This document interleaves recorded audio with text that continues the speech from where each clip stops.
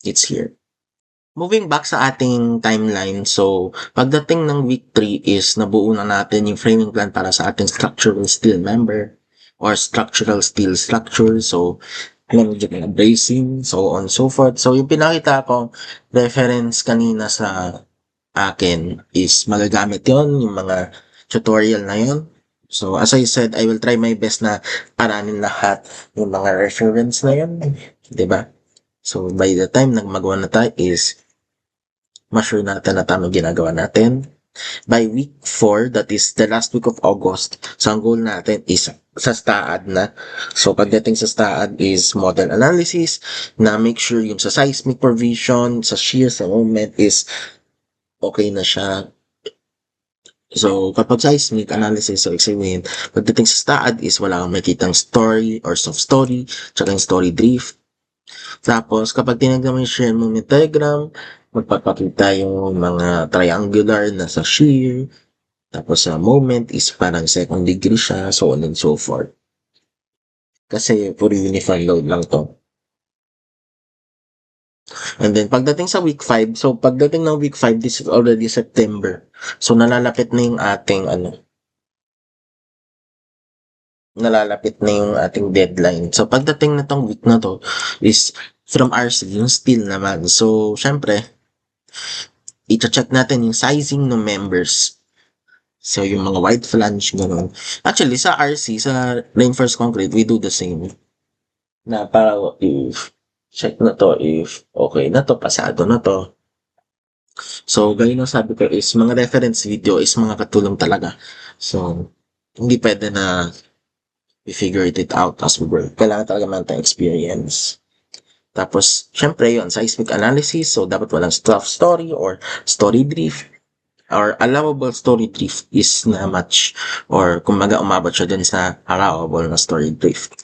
Tapos pagdating sa wind load, tamang application sa dead load, live load, make sure na pareho lang yung loads applied dito sa RC din mo sa steel. Kasi may iba lang naman pag sa RC and steel, syempre, meron kang bracing sa steel. Ganun.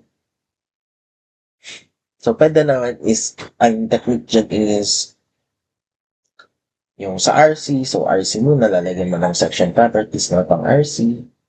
So, sa steel, so gagawa ka na lang ng sarili na pang steel. So, nagawa mo na yung loading, ganon.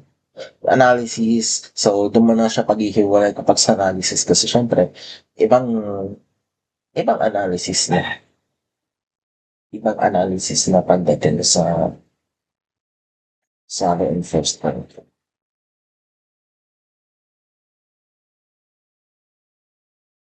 Basta yun talaga.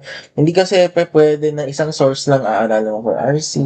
Hindi pwede na isang source lang aaralan sa steel.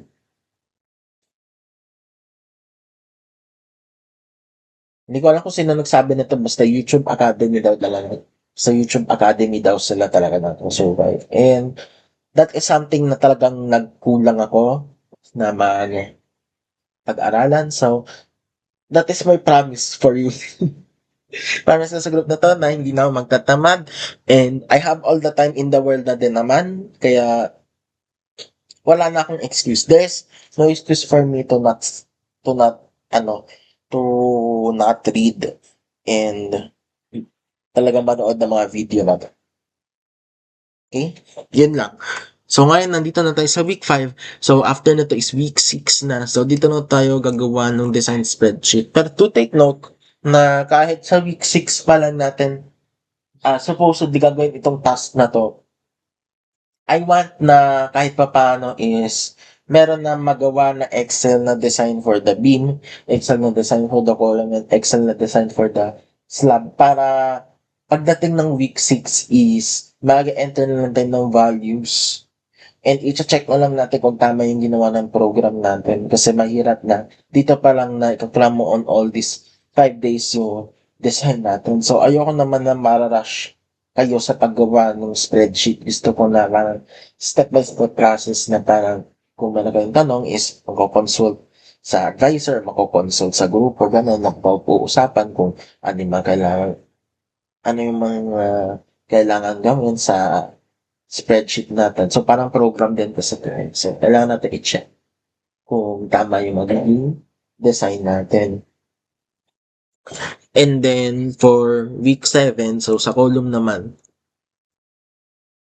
yun naman ang gagawin natin. And then, lastly, for week 8 is lab. So, mapapansin mo, hindi pa tayo umabot sa ating steel. Pero, last week of September na to. So, I think I will have to do some changes dito sa schedule na to. So, kailangan masama pa dito yung sa seismic analysis ng reinforced concrete, seismic analysis ng column, tapos syempre sa design sa beam pagdating sa steel and design sa steel pagdating sa column. Ngayon, ang mabibigay ko na tulong sa inyo since hindi naman ako yung gagawa ng spreadsheet is yun doon sa theory na if you need help na pagdating sa theory, mabibigyan ko naman kayo ng guides because syempre, 'di ba? Kumbaga, yun yung pinakatulong na maibibigay ko. Pero syempre, I'm aware naman na magpapakonsult pa tayo, so on and so forth. So, ayan din. So, pagdating dito sa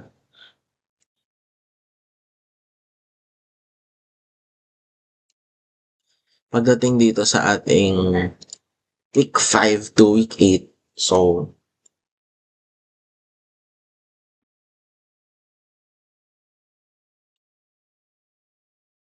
medyo kailangan pa natin i-adjust yung calendar natin ng onte.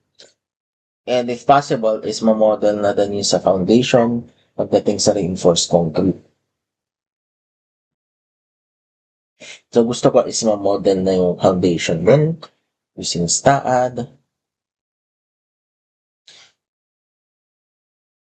So, I think kailangan talaga pag-aralan din yung mga basic pagdating sa foundation, which is something na I am going to study na din.